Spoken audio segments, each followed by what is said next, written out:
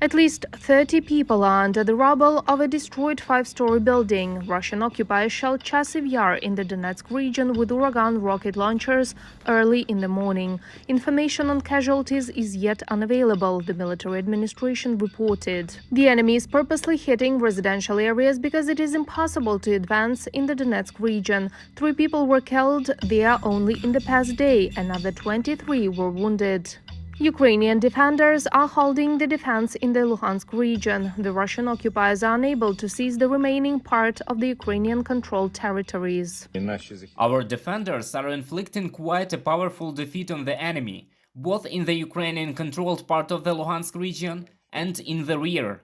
There have been such powerful strikes against Russian depots and personal barracks that they have even suspended their offensive and are currently considering what to do next. Fierce fighting is underway along the entire front line. The enemy is trying to break through the Ukrainian defense with heavy artillery and aviation. In the Kharkiv direction, the Russian occupiers do not leave attempts to approach the city. They also try to pass the Ukrainian positions in the south of the country. However, they received a heavy counterattack from the Ukrainian armed forces in all directions and returned to their previously occupied positions with losses. The enemy attempted to improve the tactical position in the Yasenuvata-Avdiivka direction with assault actions. There was no success. The enemy's attempt to advance near Mar'yinka was also unsuccessful. The occupiers are demoralized by the total resistance of the Ukrainian people. Russian commanders are finding it increasingly difficult to replenish the units that are suffering casualties in the senseless war they have unleashed. Russian shells have been detonating for more than 3 hours in Chernobyevka in the Kherson region. The Ukrainian military destroyed more than 6 enemy ammunition depots. The Russian occupiers will have nothing to attack with in the nearest future, the General Staff stated.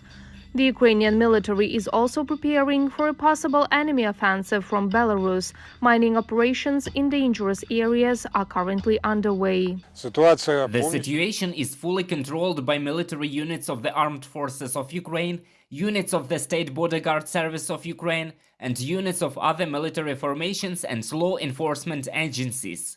On a daily basis, our defenders carry out a complex of measures to improve the engineering equipment of defense positions. Russian troops shelled the border districts of the Chernihiv region with mortars and artillery. The Sumy region was also shelled. A private house and a household were destroyed. There were no casualties. The enemy hit the city center of Kharkiv with an Iskander ballistic missile. 6 people were wounded. 5 of them are women. All of them were hospitalized. 6 S-300 missiles were launched on Mykolaiv. 2 private houses were destroyed. Windows in neighboring buildings were blown out and the roofs were damaged. The shells also hit local enterprises. Fortunately, there were no casualties. Only in one day the Russian army attacked the cities of Mykolaiv and Kharkiv, Kryvyi Rih, the communities of Zaporizhia region. It fired precisely at the residential sector, absolutely deliberately, purposefully, at ordinary houses and civilian objects. President of Ukraine Volodymyr Zelensky says that such aggressive actions of Russia can be stopped only with the help of modern weapons. Very soon, Ukraine will receive it in full. Reported by Marina Stepanenko, Alexander Belov, UATV News.